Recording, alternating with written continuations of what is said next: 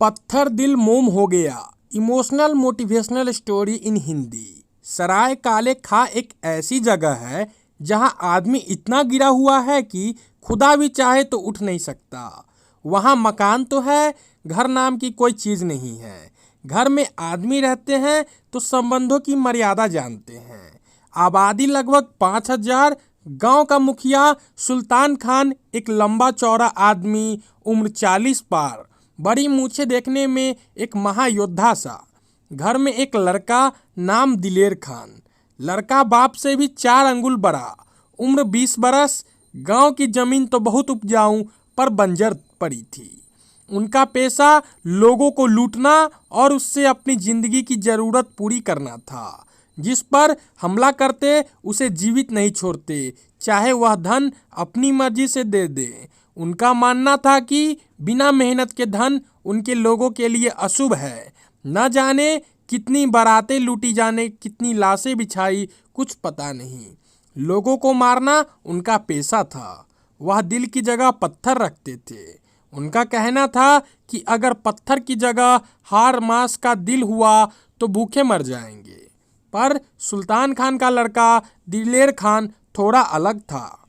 उसे इस लूटपाट की जिंदगी कभी जचती नहीं थी। कभी कभी उसका मन करता सब कुछ छोड़कर कहीं चला जाए, ऐसी जगह जहां वह अपने हाड़ मांस वाले दिल से सोच सके, उसके फैसले ले सके। समय बढ़ता गया, दिलेर खान का मन और उबता चला गया। आखिर एक दिन उसने काले खां सराय को अलविदा कह दिया। वह रात भर पैदल चलता रहा। भय से उसका परिचय कभी नहीं हुआ था, इसलिए रात में उसे भय नहीं लग रहा था। सुबह होते होते वह एक कस्बे के पास पहुंच गया।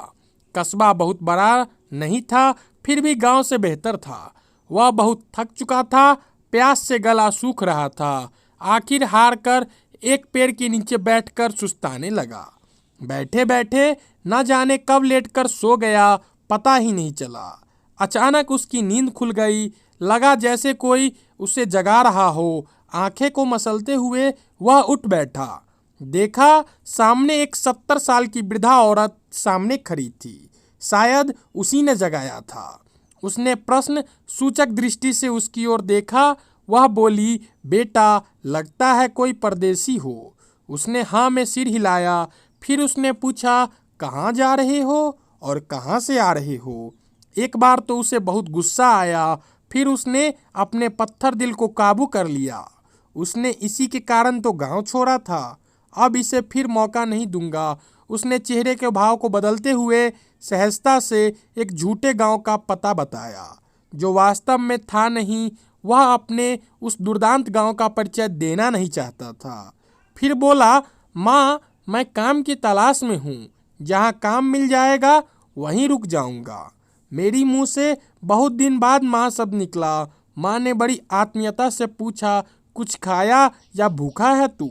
झूठ बोला नहीं गया। बोला, नहीं, अभी तक तो नहीं, अब कहीं से कुछ लेकर खा लूँगा।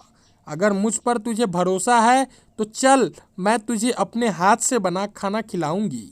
पता नहीं क्यों उसे उसकी बातों पर इतना भरोसा हो गया, जो खड़ा होकर उसके पीछे चल दिया। थोड़ी दूर जाने पर एक झप्पड़ वाले मकान के सामने बुढ़िया खड़ी हो गई। उसके दरवाजे में लगे ताले को खोला। दरवाज़ा खुलते ही वह मुझे अंदर लेकर गई। अंदर से मकान बहुत सुंदर बना हुआ था, बिल्कुल साफ सुथरा था। भीतर पड़ी चारपाई पर मुझे बिठाकर वह अंदर चली गई। वापस आई, उसके हाथ में एक लोटा पानी और एक बर्तन में गुड़ था। पानी पीने को कहा, थोड़ा गुड़ खाकर लोटा भर पानी पी लिया। बुढ़िया ने एक बाल्टी और लोटा लाकर मुझे दिया। बोली, जाकर कुएं पर नहा ले, थकन झूमंतर हो जाएगी।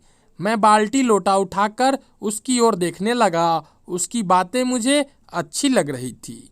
वह फिर से भीतर चली गई। जब वापस आई तो हाथों में एक गमछा और एक सफ़ेद धोती था। मुझे देखकर बोली, जाओ, सामने एक कुआं है, वहीं नहा लेना।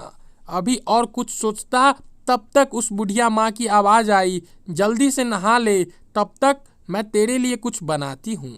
नहाकर वापस आया तो उसने मुझे भोजन परोसा।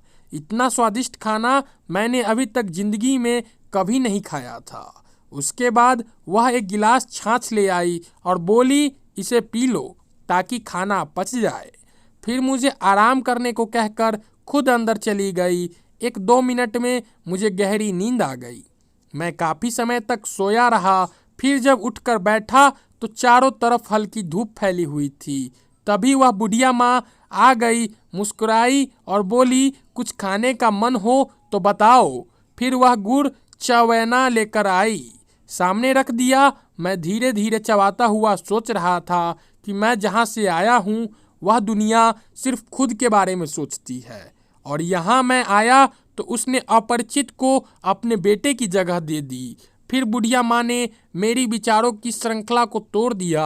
बोली, यदि तुम काम करने की इच्छा रखते हो तो मैं तुम्हें काम बता सकती हूँ। देखो बेटे, मेरे पास बहुत काम है। यदि तुम काम करना चाहो तो मैं तुम्हें बता सकती हूँ, बाकी तुम्हारी मर्जी है। यदि तुम काम करना चाहते हो तो मेरे पास कृषि लायक जमीन बहुत है, तुम उसमें अपना भाग्य आजमा सकते हो। बदले में मैं तुम्हें ₹4 हर महीने दूंगी। रहने के लिए मेरे घर रहो और खाने को मेरे घर खाओ, पैसा नहीं देना है। मैं बोला, माँ आप मेरे बारे में क्या जानती हूँ? मैं कौन हूँ? पहले मैं क्या करता था? बिना कुछ जाने मुझे तुमने स्वीकार कर लिया। वह हंसती हुई बोली, तू कुछ भी हो, मुझे कुछ नहीं लेना देना। मैं जानती हूँ बच्चे के मन में क्या चल रहा है। मान ले तू कोई डाकू है, क्या करेगा? मुझे लूट लेगा या ज़्यादा से ज़्यादा मुझे मार देगा। मुझे इस बात का कोई डर नहीं है। मैं यह सब बांध कर नहीं ले जाऊंगी। एक दिन सब यही छूट जाना है, किस बात का भय पालूं? दूसरी ओर मेरा लाभ यह है कि तू मेरे साथ रहेगा तो मैं 1 से 2 हो जाऊंगी। तेरे बहाने मैं कुछ बढ़िया बनाकर खाऊंगी। मैं अकेली जीवन से हताश हो चुकी हूँ। मैं तो बाकी जिंदगी जीने का बहाना ढूंढ रही हूँ। अगर तू चाहे तो कुछ दिन मेरी जिंदगी थोड़ा खुशनुमा हो जाएगी। कल मैंने तुझे जिस हालात में देखा, मैं समझ गई कि तू कोई वक्त का मारा हुआ है, इसलिए मैं तुझे ले आई। दिल ने महसूस किया, पत्थर वाला दिल अब हार्ड मांस का हो गया था। जो कभी किसी का सिर कलम कर सकता था, आज उसकी आंखें नम हो रही थी। एक पत्थर आदमी बन रहा था।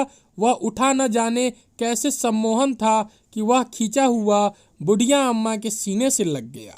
बाद के दिनों में पता चला कि कम उम्र में पति चला गया और लड़का 20 बरस का था, नदी में नहाते समय डूबकर मर गया। सचमुच महान थी वह विधवा माँ आज, जिसने पत्थर का दिल मोम कर दिया। ऐसे ही हर रोज एक नया कहानी सुनने के लिए हमारे चैनल को सब्सक्राइब कर दे।